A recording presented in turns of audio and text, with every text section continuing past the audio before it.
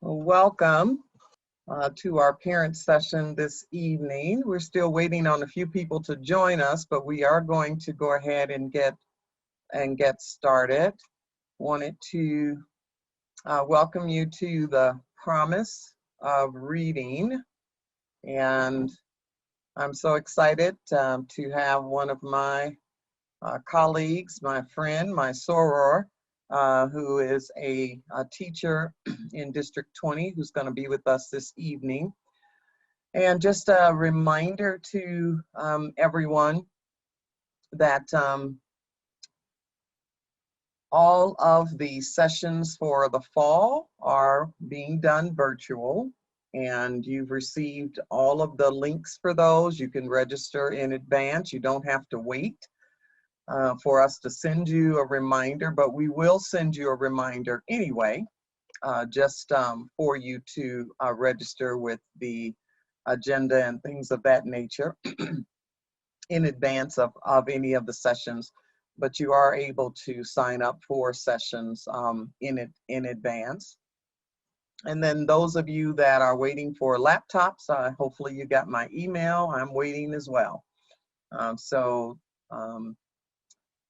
I'm searching everywhere to see if there are any that I can just purchase individually, but we've already ordered the laptops through Best Buy, but they don't have any either. I even went in the store to see if I could just purchase them, and I can if I want to spend $1,000 for a laptop, but since I'm buying quite a few of them,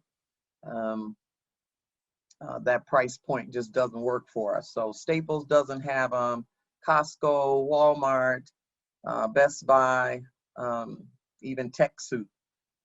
So everybody is struggling with getting laptops because there's so many schools that ordered laptops as well. So again, as soon as they come in, we will certainly let you know when they arrive. So any of you that are requesting laptops through your AEPs, we are putting you then on the laptop list so that those can all be purchased in bulk. Let's see what else.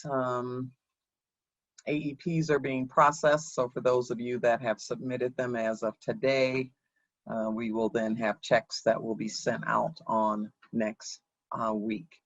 Please keep track of when you register for class, please keep track of your Zoom login, because when you register, it just lets us know that you're planning to attend, but then they email you an actual login for you to be able to log into the various sessions. And keep track of your sessions, either because we're not using Track It Forward any longer. We do keep attendance, but put it either on your paper calendar or your electronic calendar, because again, there are 132 of you and 2 of us. So sending us a message asking us how did you attend the 3 sessions you needed to attend this fall becomes very problematic. So please keep track of your sessions if you will. Okay, so we're going to be joined, like I said, Michelle Tucker is our facilitator tonight, and she's got some fun stuff to talk with you about. She loves reading, and she's a fantastic teacher. We did send you her bio, so you have certainly information. Look at her bio to see all the details about her. But we're excited that she's joining us this evening and look forward to her presentation. So I'm going to go ahead and start the screen to pull up her presentation. And Michelle, you are on. Excellent. And hello, everyone.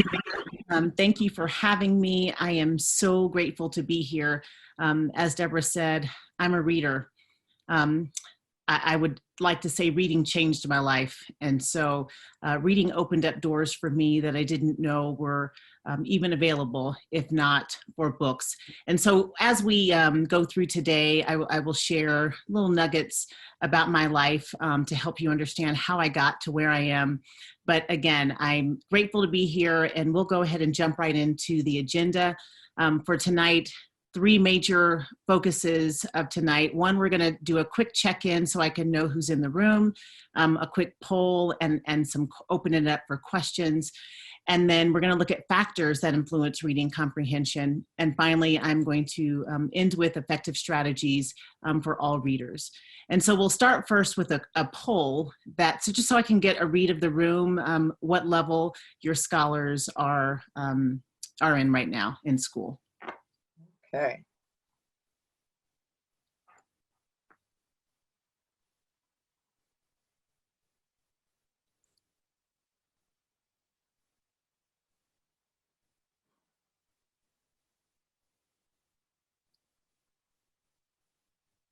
All right. Looks like we got a good mix here. Okay. I'm going to end the polling, share the results. Okay, so 11 of the 15 right now are K2. 10, they have 3 to 5, 6 to 8 middle, and 3 high school. Excellent. So you all will be pleased to know my first half of my career, I was early childhood.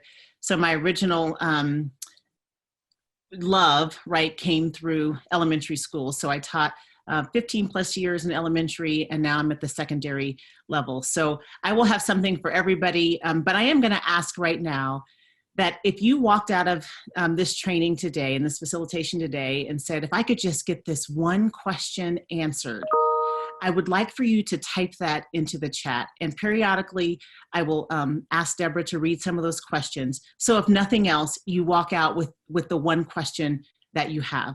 So let's go into the chat and write one question that you would like answered before you leave tonight. Okay, so we're going to have some strategies today for both readers and for non-readers.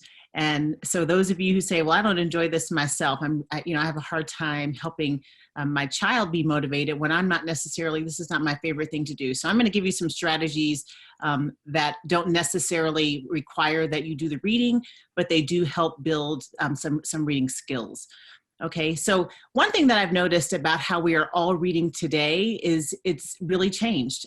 Now we scan, we open up the internet, and especially because we're all at home, we're looking at the computer screen a lot, and we're scanning and looking for headings and pictures and the things that interest us. And so today we're going to examine some reading strategies that capitalize on how we've changed and how our children have changed how they read. And we're going to use those strengths of scanning to increase our reading instruction and what you can do to help your children. And so some of that is looking at the factors. So when we look at factors that influence comprehension of text, I'm sure you're aware, one, it's the reader. So you may have children who struggle for multiple reasons. It could be because they lack motivation. And so we're trying to find ways to help them to be motivated. It could be because they don't have a lot of experiences. So it can range anywhere from the youngest to the oldest that we have in this group, where they just don't have the experience with that particular subject, and so it makes them feel uncomfortable. The wording of the text, how something is phrased, can make them feel uncomfortable. So when we look at the text as a factor that influences, it's the way the information is presented. If I asked you to open up your phones right now and you look at the way things are presented, it's in quick snippets. But when you get into schools, they no longer have quick snippets. You're going to see longer text.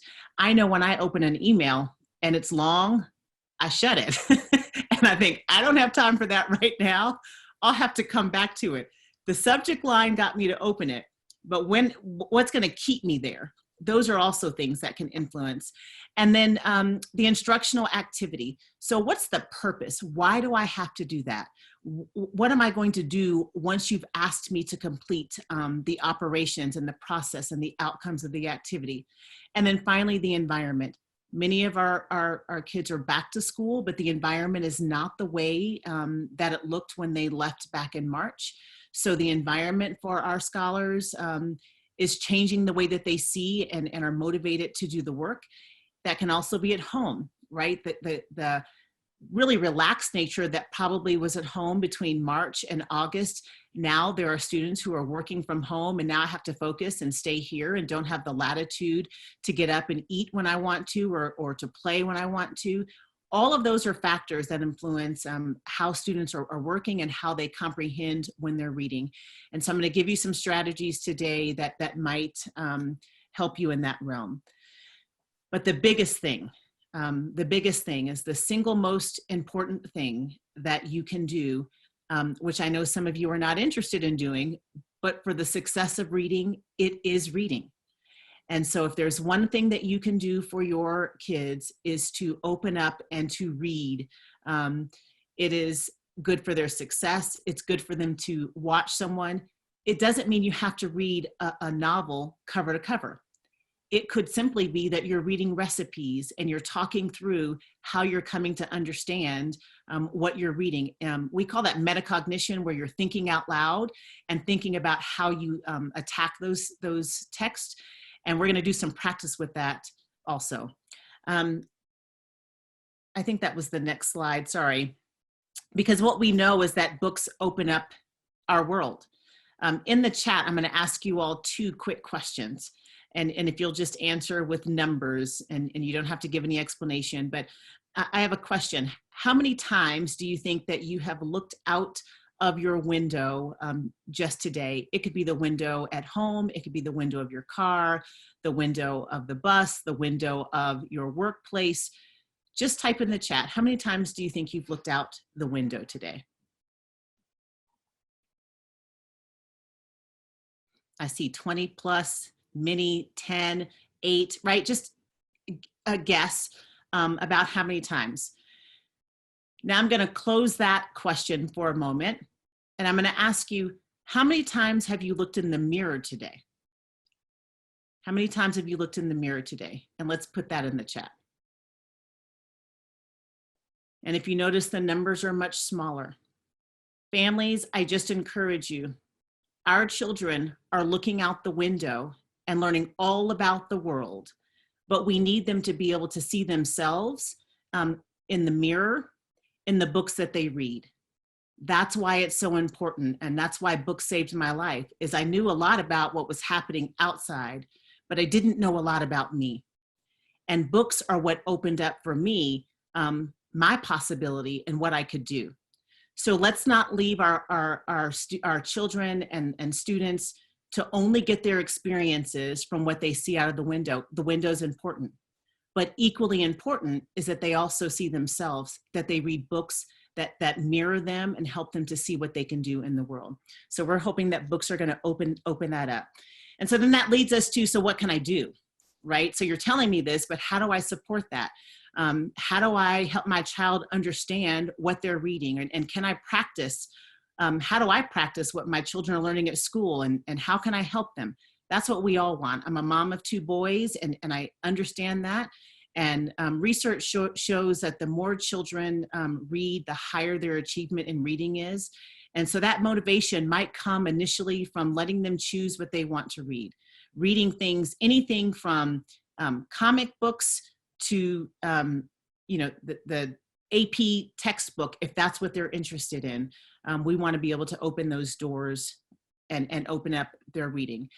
So let's talk about, now what do I do that I've opened up a book, I'm sitting next to my child and they don't know what to do. There are strategies that teachers teach that you can do at home as well. Sometimes we make it just too complicated and ask you to do, hours of homework, which is, okay, don't tell anybody I said this, but I think that's unreasonable. I am not a homework teacher, not because I don't think things can be done at home, but I just feel like home should be for families to get together. That's probably not a popular opinion, but I'll be honest, I do both. There is homework, but I also think that there's time for families just to read, not to turn in for assignments. So that is a Michelle Tucker belief. That is not necessarily Parents Challenge. So don't send me things and get in trouble. I don't want to get in trouble. Okay. So have you ever read a text? You're the expert, Michelle. I want you to think about. That's right. I want you to think about. Have you ever read a text that, as you were reading it, you zoned out? and you're thinking, I don't even know what I just read. Like I've gotten to the bottom of the page and I have no idea what it just said. Has anybody had that experience? Show me with your reactions if you've ever had that experience where you've read something and you don't even know what you just read. Use your reaction buttons.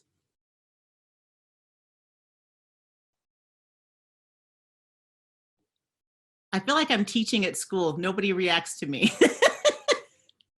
Anybody? Maybe? Well, we're going to explore what happens when you get to text that are really difficult and don't know what to do. Here's an opportunity where I'm going to ask you to open your mic. You're going to use your raise your hand function and open your mics, because I'm going to ask some questions that may seem really simple at first, but they're really important. Okay, really important for us to understand. And so the first question that I have for you is, what is reading? So if you'll raise your hand, Deborah will call on you and you can open your mic and just give whatever your raw and authentic answer is. What is reading?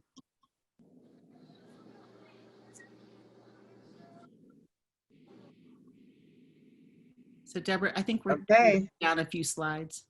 Somebody give me some thumbs up here. Okay, Aisha, go ahead and unmute yourself. Reading is a vehicle for conveying ideas, whether they be fact or fictional, historical, whatever. It's just a vehicle of conveying ideas, and it's the most common and, you know, most accepted, I guess. Thank you. Thank you. Okay. All right, somebody else raised their hand. Sarah, and then Lori. I don't know how to do this. Reading is stepping into another world, just kind of going somewhere else and just away from reality, I guess, because I like fictional stories. I do a lot of audio reading, though, because I have to do cleaning around the house and stuff, so I enjoy that. But I also like to pick up a book. I like the smell. I just like reading a lot. Thank you. Okay. So Candace, I see your hand up also, and Lori. So Lori, go ahead, you first, and then Candace, and then Emily. It's a way to communicate. Thank you. Candace? I think it's a way of not only telling a story, but maybe expressing emotions or making a type of person feel a type of emotions through that story or something you're reading, so you can actually feel and connect to people. Thank you. Excellent. Great. Emily? So what came to mind for me is that reading is freedom. When a student learns how to read, or even an individual, you can learn through reading. You can, like you said, transcend into a new place and escape the world with reading. I mean, reading provides opportunity, and I love this saying. I always tell my students, readers are leaders, because once you learn how to read, you truly, like, options are endless for you. You can truly take your ability to read and soar and be able to do anything. So I just consider being able to read as like almost like obtaining freedom, freedom to learn, freedom to grow, freedom to explore. So that's what I would consider reading. Thank you. And then Monica, did you have yours up? Yeah, I did. It's kind of the same as a lot of those. I'm going to say it was kind of an escape. I read all the time as a kid just because I loved all the stories. And it's like you get lost in that world. And my daughter struggles a lot with reading. And I tell her all the time how excited she'll be once she can read and just read a book that she just doesn't want to put down. And also just how it's a big stepping stone for every other skill you need in life. Like, you don't have to have a job that's just solely reading, but you have to have it to know how to do basically everything. And I'm trying to stress the importance of that to her. Sure. Thank you, everyone, for contributing. And I agree with you. It's a vehicle, and it opens doors. And there's something somebody taught me early on, that if I didn't know the words that other people knew, that I would not be invited into the conversations where people were making decisions for my life. And so, like you, I just believe that reading opens up promise, and promise as the noun of what there could be, the promise of the verb that it is an oath or a bond that we are going to allow you to do things in this world. And then promising as the adjective is that there's a future for me. And so I wholeheartedly believe in the power of reading. And I think we have to let our students know that reading does not have to be something from cover to cover. Sometimes it's finding those moments of proof that they can do it. And so it might be reading a sign outside of a store. It could be because they've memorized it, but that's the first step. The first step of when we all started this Zoom, none of us knew what we were doing, but the first step was finding proof and doing something, one thing right. I logged in. Okay, got it. How do I get my picture up there? Oh, I got that. Oh, I see where the reaction buttons. Now I understand what they mean by I like to call it listen only mode rather than mute, but I know that's the mute button. I just like the positive nature of listen only mode. So when we stop to think for our young people, let's give them an opportunity to find where they have those proof moments. So asking them, when is the last time that you read something, even if it was a sign, if it was a text message, that you had success? And start building on those moments of success rather than focusing on the things that they cannot and aren't able to do. Because what's happening is they are so exposed to the fast information that comes to them through technology that when it's time to slow their brains down, it's a really challenging and difficult task to get their brains moving from this quick scan, right, that you see them doing when we're on in technology and on devices, to the slow down left and right. So much of what we do, if you think about how you look at maybe Facebook or you look at your emails, we do a quick scan, top to bottom. But then when we go to school, we're asking them to read books left to right, right? Yes, it's a top to bottom, but primarily it is a left to right.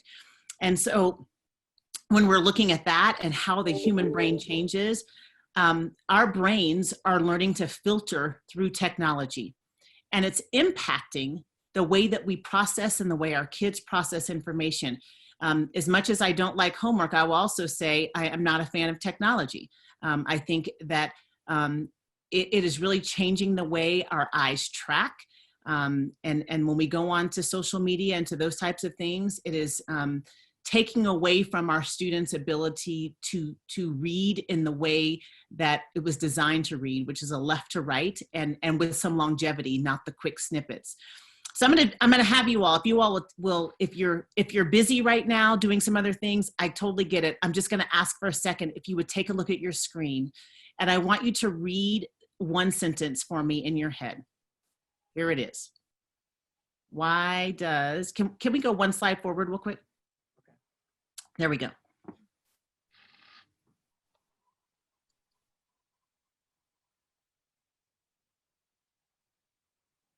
I'd love some reactions. How many of you all saw the second the first time? Or perhaps you're going back and reading it and you're like, oh, wait, I didn't even see that, right? I didn't see it. When she did this to me, I was like, what the are you talking about? Well, said, what's wrong with this sentence? It is there because our brains naturally filter the things that we don't need. And technology is impacting the way in which we process. So our eyes are not tracking in the same way as they may have in the past. We're gonna go back one slide now, because now I wanna ask you a different question, and it's about what you did when you read something that it was no problem for you, or perhaps something that you didn't even realize you were reading because you've done it so much. The signs to get home, the package, the package that you're making something with. Now, if you're me, I read the box and I throw it in the garbage. And before I can get to where I was, I have to go take the box out of the garbage because I don't remember what it just said. Like, what was it, 350? I don't remember what it said. But take a moment to think back to something you recently chose to read that posed no problem for you. And I'd like for you to name that item in the chat. What was it that you read? I see recipe. Deborah, would you mind reading some of those out? We've got Facebook chat, emails, recipes, the Bible, goldfish crackers. Yeah, the package, right. We read packages. I don't know how old any of you are, but that was like the thing, to read the cereal box. School papers. Okay, and so why do you think it was easy? This would be a great opportunity for you to raise your hands. And why do you think it was easy for you? And raise your hands, and then she'll open up the mic, or you can open up your own. I forgot you all have that control to open up your own mics to share. Okay, Emily, and then Because Kimberly. I do it all the time. Yeah, absolutely. Okay, Kim. Am I unmuted now? Yeah. Just understanding and comprehension. It was so easy to see something and not even think about what you've already understood and comprehended. How did you know? I'm going to ask you a quick question, Kimberly. How did you know you understood it? The comprehension and what follows after you hear something. Had you seen it before? Probably 7-10 years ago. Okay. Okay. Okay. Candace. I would say memory. Some of the stuff that I guess I never paid attention to is remember words or things, and we kind of bypass even the fact that we're reading it because we memorize it.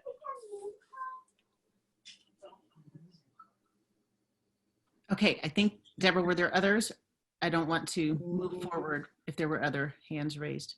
No, no one Okay. else. So your answers are beautiful. They're perfect. That's exactly why they have to have frequent exposure, because the more you read, the more you retain, and the more you understand.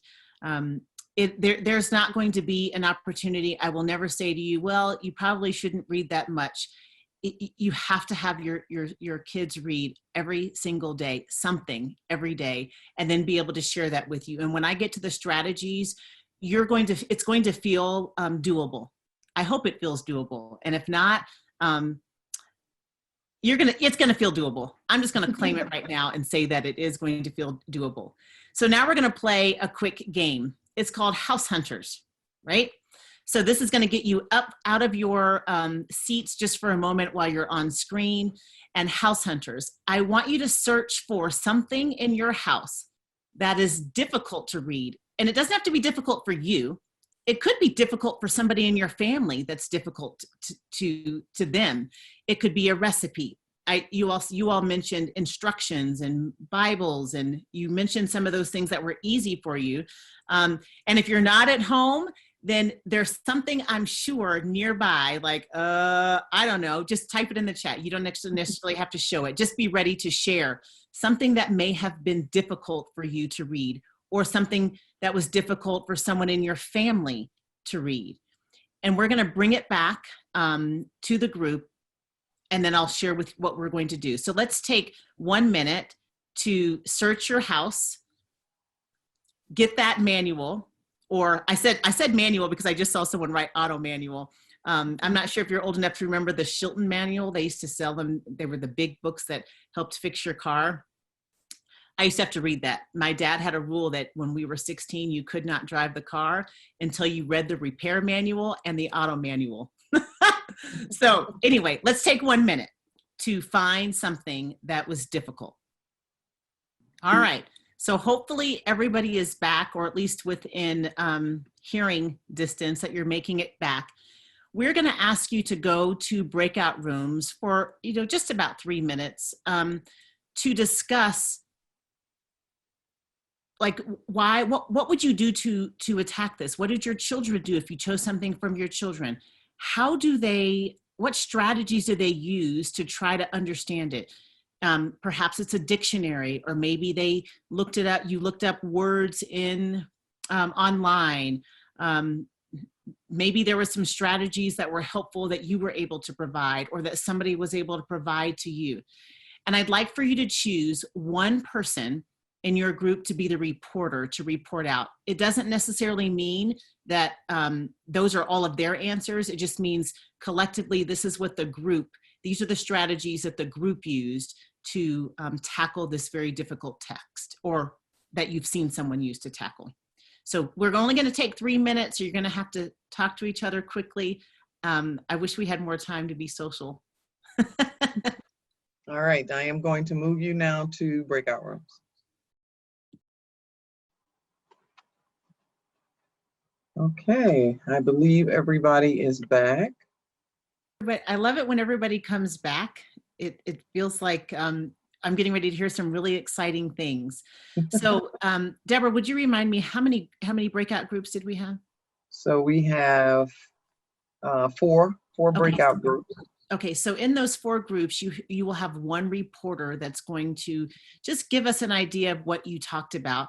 You don't have to say it wasn't me, or explain, who said it. We'll keep those anonymous amongst you in your group. And then I'm going to address some of the things that you all shared with the rest of us, okay? So let's just start with volunteers. Which group would like to go first? We can go first. We're group 4. Awesome. So we kind of, I guess it goes along with our theme, we kind of forgot what the actual direct question was, but we did address some ways to solve the difficulties with reading. So with our children, we had discussed maybe slowing down, breaking it up into smaller portions, letting them read it and then maybe rereading it, checking for comprehension, picking books that maybe are more interesting to them. So for instance, my son likes to read books with pictures in them. Some people like reading Dr. Seuss. Other people said their children like reading comic books. And then I had said, my son will read one page, I'll read a page. We'll make it more interesting with tones of voice, and then just reading with them in general.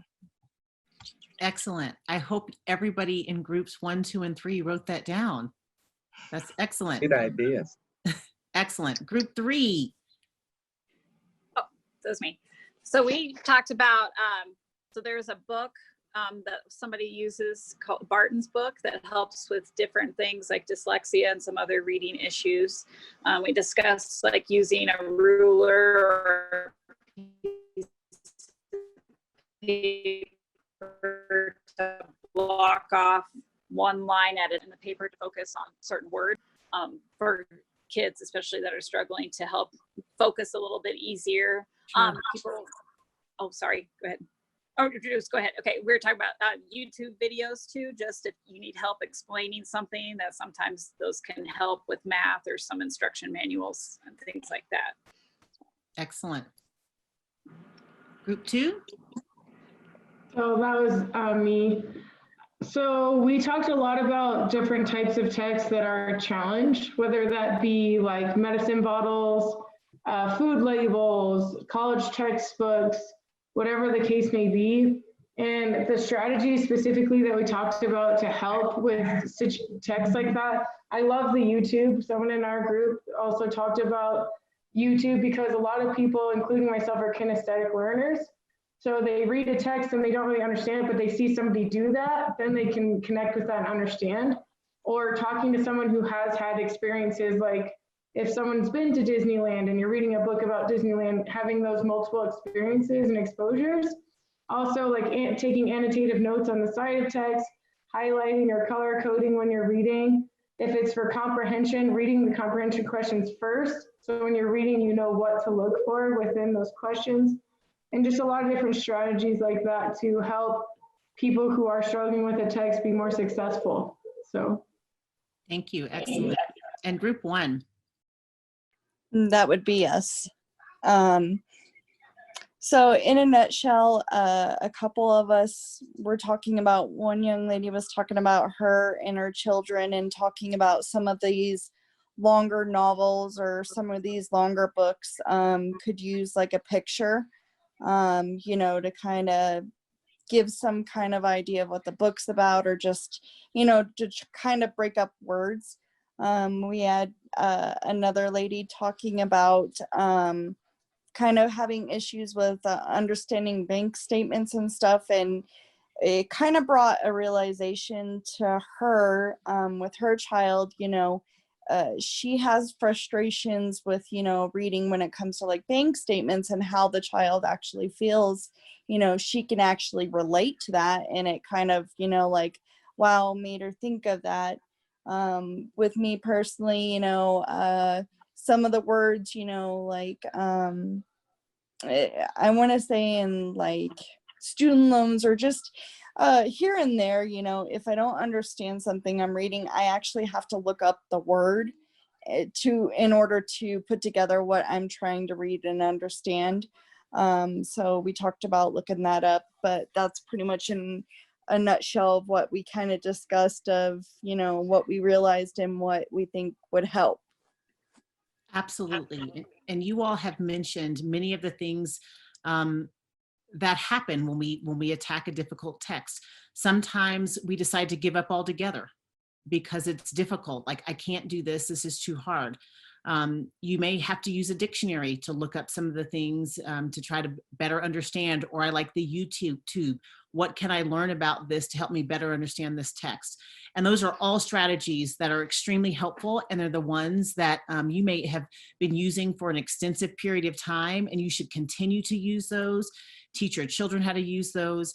I'm hoping that I have an opportunity today to introduce you to some new strategies that will help you attack some text when you're not sure which strategy to use. So it's really going to matter which strategy you're using depending on the purpose. So the purpose might be that you're writing a summary. Your teacher, your classmates, something asks you to write a summary. Maybe it's asking you to compare something, or serving as a way forward. I heard someone say student loans or bank statements. I don't really understand what any of this means. You're on the right slide. You're good. Taking a moment to regroup and shift gears. And when you do that, that means you have to put another strategy in play. And sometimes we don't have another strategy because we've been using the same ones, and they've helped us, but they're not helping us in this particular situation. For me, it's IKEA. I got one dresser for my boys, and I got from IKEA, and it opened the directions. And I'm going to share with you what it felt like to me when it said, this is how you put together this dresser. Deborah?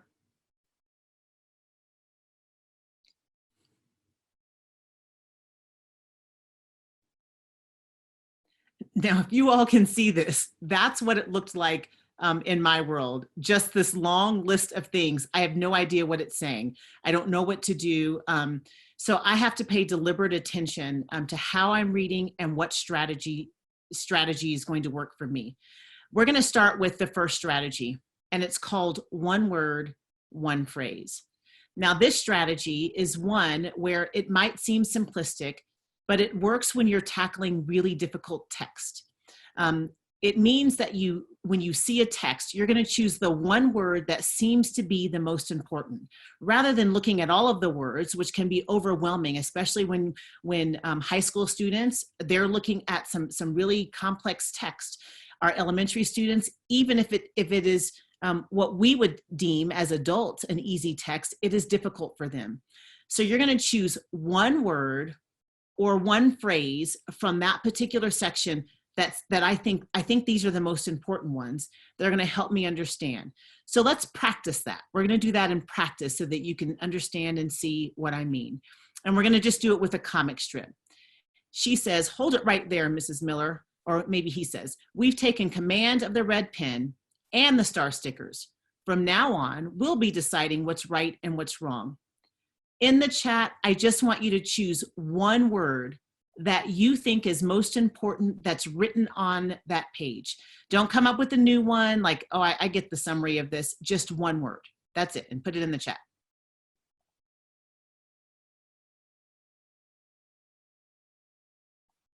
I see command. Let me see if I can open that up. Yep. Command, deciding, deciding, yes. Command, hold. Hold, deciding. All right.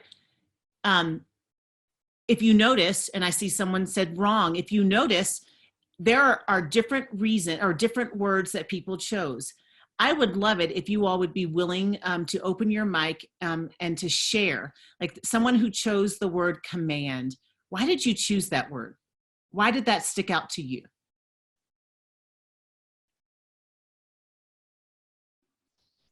I chose command because it seemed like that's what the kids were doing. Right, and taking charge of something, okay? Someone who chose deciding. Why did you choose that word? They're making the decision.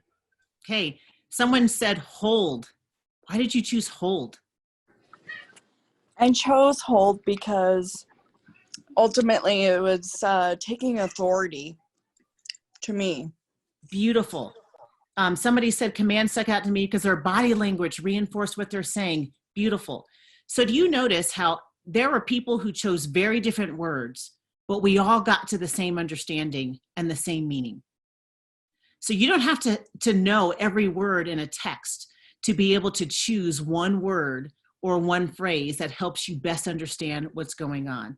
So this is a strategy that helps you to pay very deliberate attention to text without getting overwhelmed with the amount of text that's there. So if you're tackling something that is an advanced text, perhaps even, I don't know why the bank statement stuck out to me, circling the one word that would help them understand maybe in that sentence, what's one word or one phrase that is causing you the most difficulty, and only focus on that one word or one phrase rather than all of the text that's in front of them. I've taught elementary to high school. Currently, I'm teaching AP classes, and it's a strategy that I've used both in elementary school and in high school. And it's worked. And it works because it allows your brain to focus on what's the gist. Essentially, what's the gist of all of this? It is connected to paraphrasing. And we're going to look at paraphrase. Let me see. I think there's a question in the chat. Actually, let me pause there. Deborah, can you read a couple of questions to make sure that I'm... So yeah. The question is this strategy the same as using context clues? Not necessarily, no. It can be if you have pictures. Like this cartoon allowed you to have some clues there, like here's the situation. But if I were to take away the teacher and take away the students,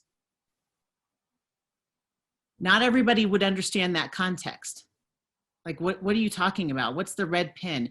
We understand it because we see the pictures and we understand that there's a teacher. It can help you, but not necessarily, because if you think about more complex text, usually around 4th grade, the text starts to remove some of the pictures. And so there's not necessarily a clue for what it might mean. But those strategies could absolutely work together. They absolutely could. So let's look at paraphrase as a strategy. So paraphrasing, I'm going to pause for a moment. I don't know if you all can see that cartoon, but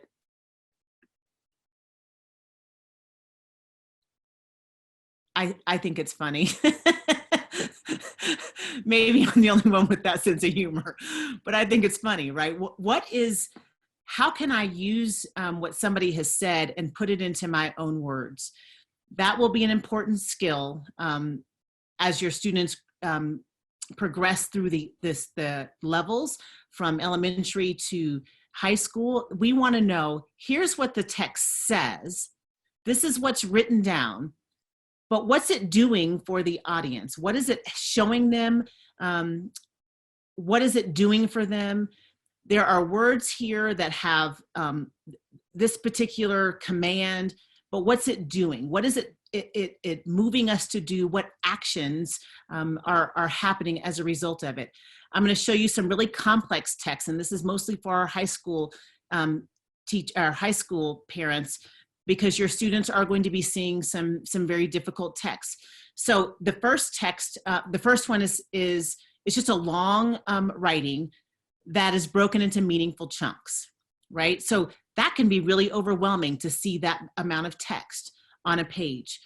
But how you're going to tackle that is to break it into chunks. And so you can see some of those symbols on the page where I've broken it up into chunks. I heard some parents share that they sometimes use a ruler to break it up into chunks. Post-it notes to cover up the pieces, that would be helpful too, to break it up so that they're smaller pieces. And then we're gonna look at the text into what it's doing and what it's saying. Those are very different tasks. What does the text say and what does the text do? So in that next slide, it is very difficult to see, but what I have done is given you, and I think you all have these handouts as well, I've given you some samples of what's happening in the text. So in this case, this is a high school, very complex text that you could use in other in other places. But the first thing is, it talks about Queen Elizabeth and her speech. And so what she's doing is establishing that this is the purpose for my writing. But what it says is that while I am the queen, this job is not as glamorous as it appears in reality, right? So to wear this thing, that's what she's establishing is her purpose as the queen. But what she's actually saying is that she was more excited that she had this duty and she could live up to this duty, even though it was a very difficult one.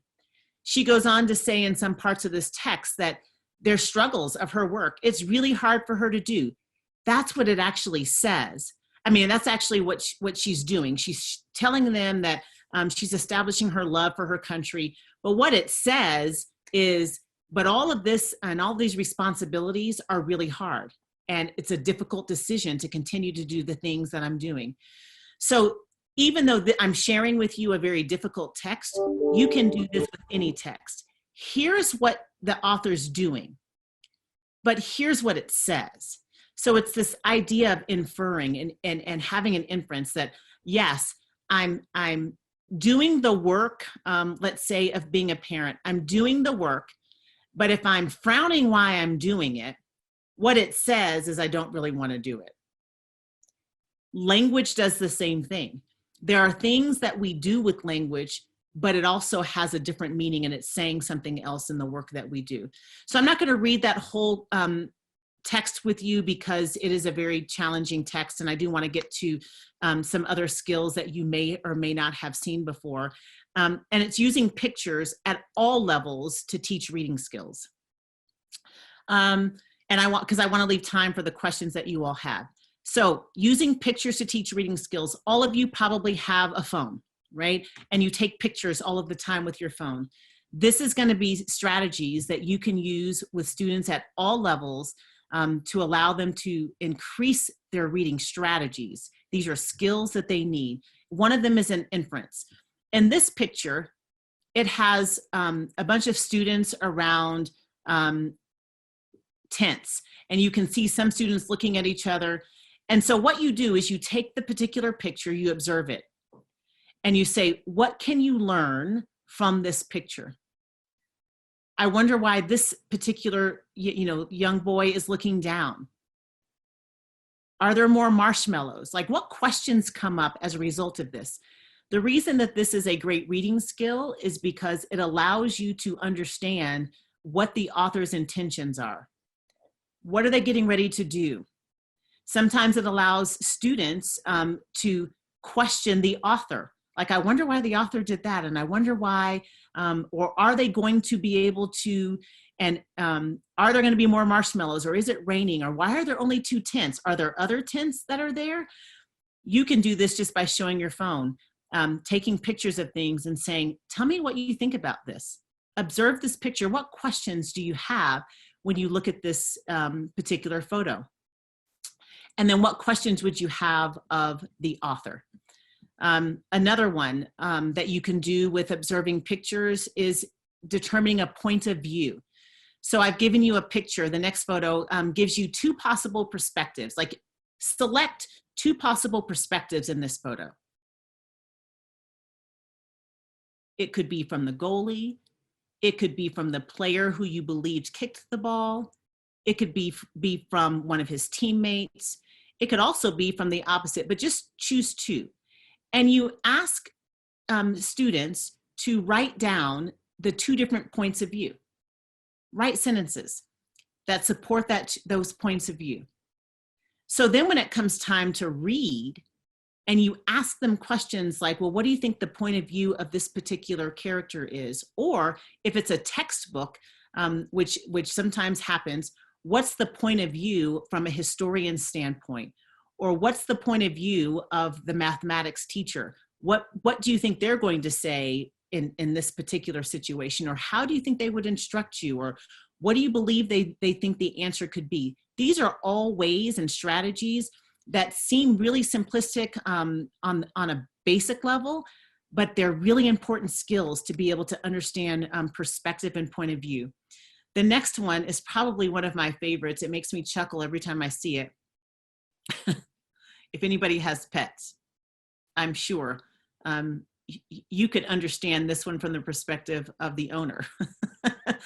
But there are three perspectives here. Anybody want to come open your mic and share what the three perspectives might be? A dog being in trouble. Yes, that's the dog. There's one. What's another one? What's another perspective? A mess. From whose eyes is it a mess? The human. The human, right? The owner. So we've got the dog's point of view, dog's perspective of what happened, the human's perspective of what happened. Where's the third perspective? The rabbit. Yeah, the stuffed animal. They have a perspective as well. That's a different strategy. It's a different skill to be able to observe and to understand perspectives and to identify what are the multiple perspectives in any kind of text that you read.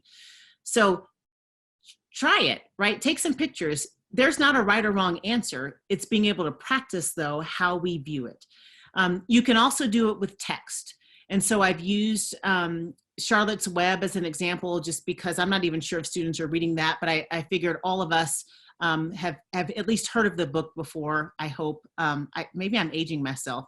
I don't know if everybody has read Charlotte's Web, but using it to reinforce reading skills with the text. So in this particular paragraph, it asks you, it describes some scenes that are happening in Charlotte's Web. And then you're going to visualize what you see, hear, taste, smell, and feel. So I hope it's large enough on your screen that you can actually read it.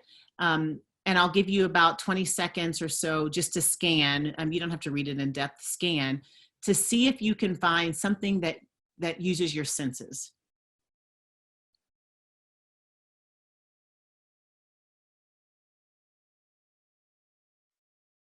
And whomever's driving, don't read. We don't want you to read. We just want you to listen to us.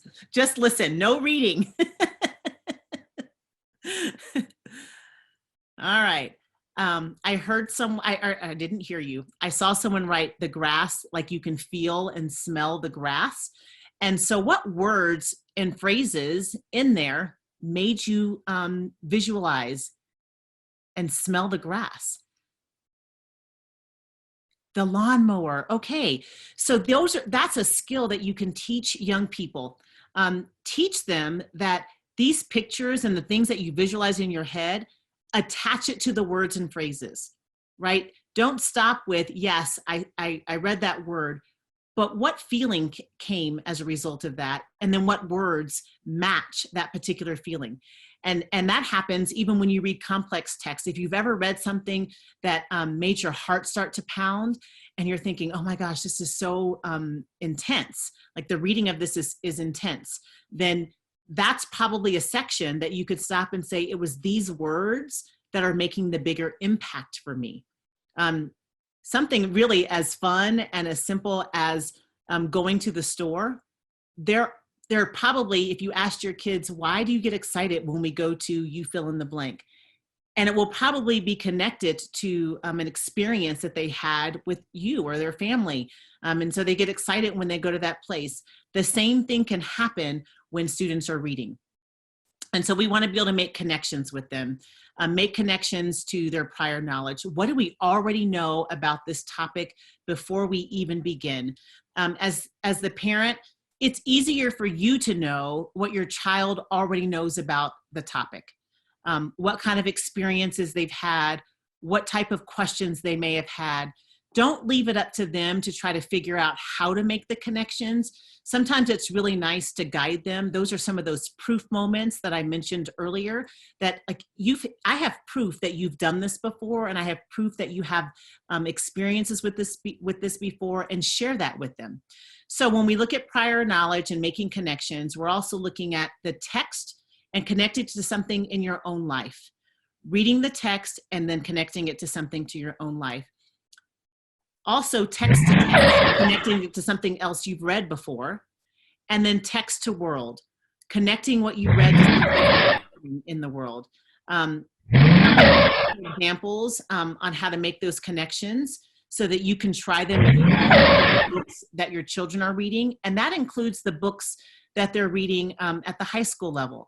So like I said, I teach multiple subjects at high school now, but I did teach elementary as well. And at the high school, sometimes students think that because of the course title, that it's completely different than anything that they've ever done before. But the fact is that all of the work that they do in previous classes should support their work that they're doing in other classes. Sometimes I hear students say, well, I'm just a science person, or I'm just a math person. I really don't like to read so much. Well, the linear processes and the structures that you put in place for mathematics and science have great applications to reading, right? Following specific patterns and doing those things. So what I gave you was another example of making connections. This book happens to be about a young boy. I don't really remember putting those noisemakers in there. I'm so sorry. That's probably annoying, but it probably has your attention. Like, wait, what's she talking about right now? It scared me. Say it again. It scared me. Right, it scared me too. I was like, what's that noise? I don't remember doing that, but clearly I did. Schema strategy. And it's, can I make a personal connection to this text? Yeah, if I ever have to do this again, I promise I will take that out. Make a personal connection to the text. So this one happens to be about a young boy who's new, and he's the new kid at the school. And most of us can understand what it's like to be new, right? Or to have an experience where you're uncomfortable. Or if it hasn't happened to them, they've seen it happen, where students maybe at recess are snickering with each other, or they feel uncomfortable in a space where across the room, maybe somebody is laughing. And so asking them, when have you seen someone be taunted, or when have you been teased? And why does it make us feel odd? And why do people think other people are odd? Helping them to make a personal connection to the text is going to be really important. And like I said, it's called schema strategy, where you connect the text to a connection that you're making to yourself. So we've got about, 20 minutes. So I want to get through this so I can leave it the last for questions. Making connections. I've left an example for you, some suggestions for you to make connections at home, asking about characters or modeling for them, and sharing your own story. Sharing your own story is really important. This reminds me of, or I remember a time when this happened. And I think one of the most important things that you can take away from this is to have your child use a think mark. When they're reading any kind of text, if there's anything that makes them stop and think, either put a Post-it note, or we can't always write in our books, right? So maybe a bookmark or something in that particular thing that made them think. And if that's what made them think, have a conversation with them about that and connect it, record it down. If they need to put it on a separate piece of paper, and just record on page 2, it was paragraph 1, or on page 1, it was this line that made me think about. That's how you can really support that strategy when your child is reading at home. And you sharing, like, you know, this is my moment when I was thinking about, this is my experience with this, and this is how I can use this in my own world. And then ultimately, it brings us right back to looking out the window when I asked you earlier, and looking in the mirror. I'm just going to encourage you more times than not, let your kids see you reading, so that they're not always looking out the mirror or looking out the window for things in the world. It's important that you remember that you're the experts. You know your child best. And so you choose the most effective strategies for you to practice. If you choose a strategy, like if you want to choose one word, one phrase, keep doing it until it becomes practice, because that's what we've all talked about today, is how did you become really good readers? It was revisiting things, and you've seen it before, and practicing. And I know sometimes we get frustrated, but the more we practice it and the more you read it, the more comfortable your child will be, the more comfortable you will be. And they might even start flipping it on you. Hey, mom, dad, what's the one word or one phrase that stood out for you? And now it becomes this conversation. It's super important for our kids to be able to read. And so I will close this with the strategies, the brief discussion of the strategies. One word, one phrase, where you're choosing the most difficult part of the text, or breaking it up into chunks and seeing it. Paraphrasing, it's important to be able to talk about what the author is saying and what the author is doing, and then making connections. Making connections brings us all together. Using those pictures for inferencing, that's called reading between the lines. What's not on the page helps you make predictions and to draw conclusions. And that's a skill that students are going to need from kindergarten all the way to college. And then being able to synthesize. That means just pulling in all of the things. So the things that we visualized, the things that we questioned, the connections that we make, and then synthesizing those ideas together to be able to retell, or to make a review, or to understand the depth of knowledge that comes from it. Before I answer questions, I just want to remind you that you are the best teacher. And I know that we don't always ask for the things that we are given, right? So I didn't ask to be my children. So I have children at home who are in college, and sometimes they ask for help, and I don't really know how to help them. But fortunately, I do have the internet, and for many of you, like, YouTube has become our best friend, because I don't know some of the things that he's trying to learn. But that's how we're going to build our disciplinary knowledge and our world knowledge, asking for help, pulling in the sources that we need, and then expose to lots of ranges of text, not just one, but lots of different ones. Teach some of those strategies. If it's going to be the picture, then do that for a while, and then have a discussion with them about it. Don't just hand them the phone and say, hey, take a look at these pictures. What do you think? What can you infer? What are the perspectives? Have them talk about it. And then I think the most important thing, if you can remember nothing else before you hang up today, is that each time your child moves into another phase of reading, oftentimes, at least when I was a parent, I would say, okay, they can read, now they can read, you can go in your room and read silently. But what I didn't know for many years is that when they started to tackle more difficult text, I needed to cycle back and go back and share the responsibility for reading with them. That means I need to read with them again. I need to chunk the text with them again. I need to slow down and look at some important things with them again. You have to revisit the strategies that you used when they were learning to read, when it's now reading to learn. And so that ends my portion of the presentation, but I did want to leave the last 15 minutes, because I promise I'm going to answer all of the questions that you all put in the chat earlier. And the ones that I don't have an answer to, I'm going to make sure that Deborah has those your emails or something that I can get those answers to you. So the first question was, what's the best intervention for reading for an intermediate elementary boy?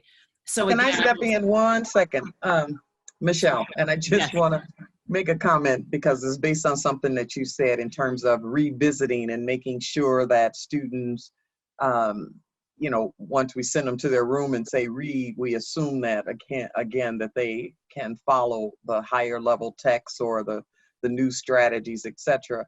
Is you know, a lot of times we think our students are reading, and it's really important to have them read out loud to you, because they know how to act like they're reading, moving their finger along the words and so forth, and even moving their mouths, and you're like, ooh, they're really reading.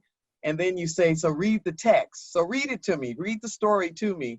And they start reading it, but they're really not reading it. They're just telling you a story based on the pictures. So make sure that they really know what they're reading. And Absolutely. to do that is make sure they do it out loud. So I just want to Absolutely. share that. And I will connect with that. As a writer, it is really important to read writing out loud, right? That's also reading, but writing, it's like that slide I showed you earlier, where you think you said it, but then when you go back and look at it, you're like, I don't have no idea what I was just saying.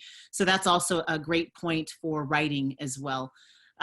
Best intervention, I would say it again, that the best one is the one that you're willing to employ consistently, because there isn't going to be one. And if you keep changing strategies, they never internalize the one that you taught last time. So I would pick one and stick with it for some time to start to see some of those behaviors and those academic habits to form. And if they don't like to read and they just won't do it, try the picture strategy first, right? Because those are reading skills. Don't tell them that you're about to do, like, I'm going to teach you some reading skills. Don't tell them in advance.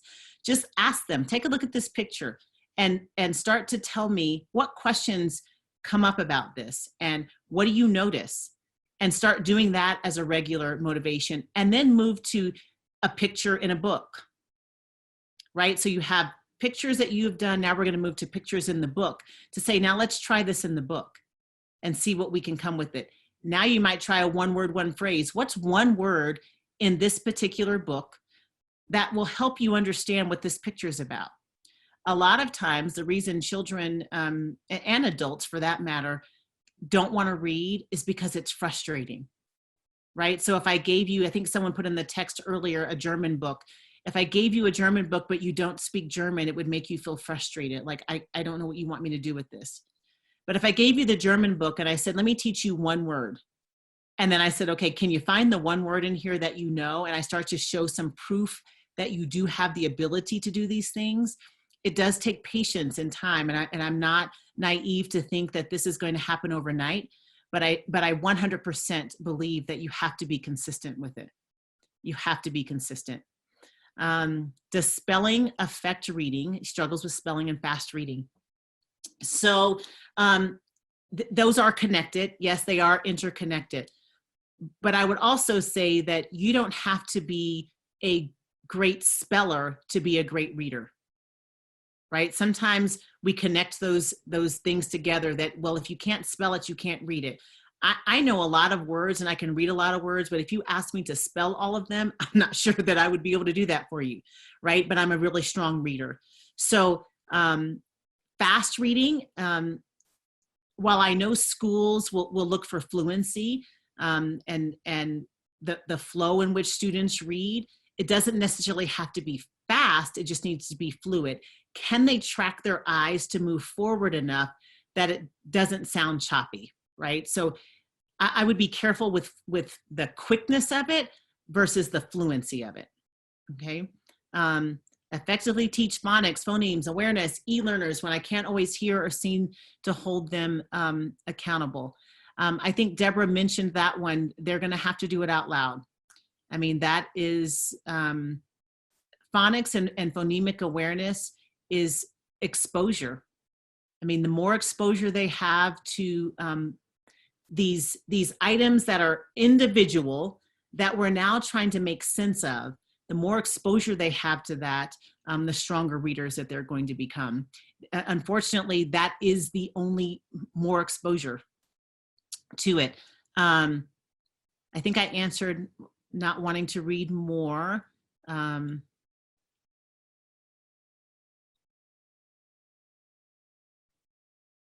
How do you help them to want to read? I still would say with them, like spend some time with them, helping them to read skills, and start writing down or having a track of what I'm calling those proof moments. Because if we always focus on the times that reading was hard, then it feels like I'm never going to be able to do it. But if you can write down moments where it was easy, even if it was something like the sign to Target or Walmart or Sam's or whatever it might be, it's a proof that you can do it, okay? Let's see. How do you prepare for accommodations as you get into middle school and high school? You will have to work with the counselors, right? So the counselors will help make sure that the appropriate accommodations are in place for that. And then guessing words more than actually reading. Yeah, that's a lot of it is frustration because they want someone to tell them that they got it right.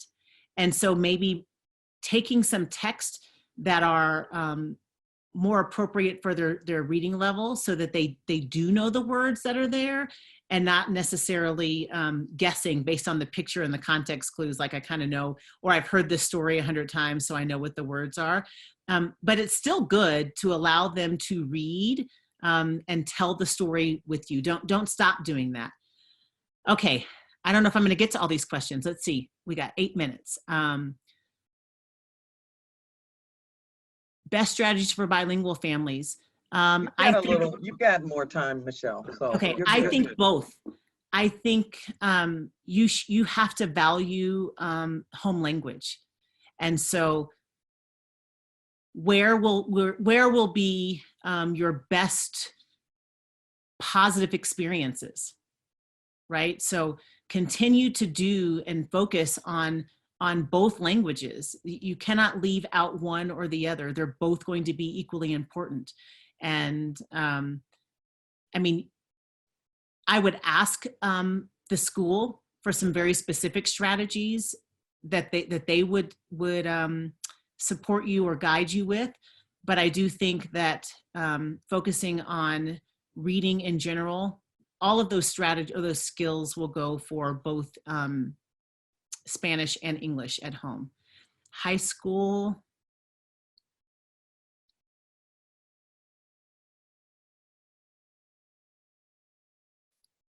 Oh, absolutely. Why not do audiobooks?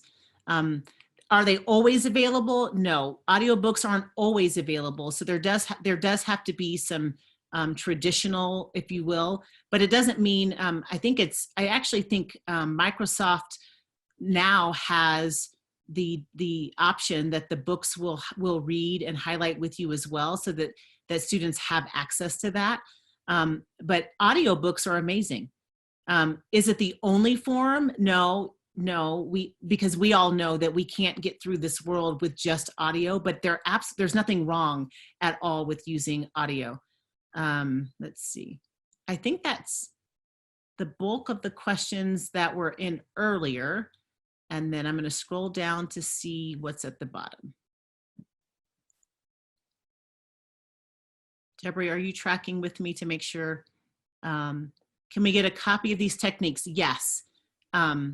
There's a handout that goes with this that has all of these slides in it. I'll resend the handout again when I send the email out to everybody. There is a question here that I don't have an answer to. Unfortunately, I'm sorry. It says, how do you keep an ADHD child on task and not guessing what's read? I'm gonna hesitate and pause there because I don't know. I mean, that's the real answer. But I certainly know that there are resources out there that could give probably a more productive answer, because I don't know the answer to that. So understanding word meaning, right? One word, one phrase could help. Paraphrasing could help. Stopping to talk about what does the text say, but what is it doing? So paraphrasing will help when they are reading some very difficult text. Tracking, And so I don't know exactly, but I would think that it might be an opportunity, right, for the finger tracking. And I'm not sure if the question is because of color, because color does impact sometimes the way students are able to read, or if this is a question about actual like sight, like glasses, that type of thing. So I'm not sure. If you can give clarification, I might be able to answer that, but I'm not sure. Rereading a certain book. Yeah, So rereading a certain book is if I amazing. can respond a little bit to the one that was just stated. So one of the things, Sarah, you may want to do is, your daughter wears glasses at this point, is to get those colored films that can go over the text, and that then eliminates a lot of the white space. So it allows the letters to be enhanced, and you can then she can see the letters better, and it eliminates a lot of the white space on the page. And you can talk to the Shapiros about that. So they're on one of those resources that we have, and speak with them about that, because they may be able to provide that resource. All right, there's another question about when my daughter starts to learn how to read, how can I help her succeed? What you're doing right now, reading with her, she is already learning how to read. So when you read with her and she sees you tracking, she understands that those words, those letters on that page, which may mean nothing to her right now, as far as their phonemes or the awareness of, but she knows that they're creating some meaning for something. And so all of the work that you do now, and reading with her and using inflections in your voice and talking about the pictures, those are all reading strategies that are going to help her to find success.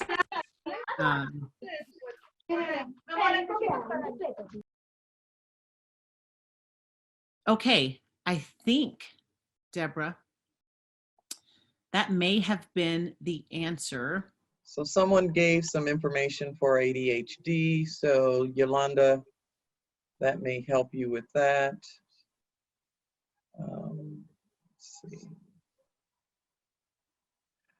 So one of the things of parents, I think that's Michelle really made the point, is even if you do not like to read, in order to encourage your scholar to read, you've got to pick up something and act like you're reading. Even if you don't enjoy it, pick up something, newspaper, recipe, magazine, something, and say, okay, now we're gonna read for the next 15 minutes or whatever. And even if you're not reading because you don't like to read, act like you're reading, because if they see you beginning to do that, that will begin to help reinforce them reading. And then you can ask them questions. I remember seeing an article once, and this gentleman talked about the fact that he was illiterate, and he was 70 years old, but his kids never knew he couldn't read, because he would always pick up the newspaper, or he would always pick up something, and he'd say, so what is happening today in society? Well, tell me what do you know? Here, read this for me. And he'd have them read it for him. And they never knew he couldn't read the information that was on there, until one day, I think somebody said, Dad, the newspaper is upside down, so how are you reading? And they finally realized that he could not read after all those years, but his kids became avid readers because he always had them to read something because he knew the importance of reading. He just never learned how to read. Absolutely. So, thank you for that, Deborah. Any questions for Michelle that are not in the chat that someone would like to ask? Okay, so I will resend you out the information. Let's give Michelle some appreciation.